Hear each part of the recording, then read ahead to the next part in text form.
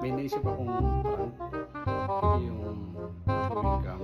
Pagka hinila nila to, makukurente siya. Gusto mo ng chewing gum? Baka isa. Ayaw mo lang bigas ito. Oh, nagkukuryente man.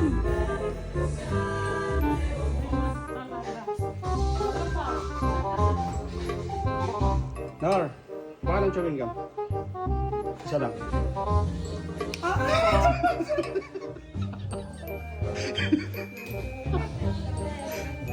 Ah. Dad, buka ka isa. Sir, basta kamay ko, sir. Doon na, sir. Ay, siya yung gulong. Yan, sir. Carla!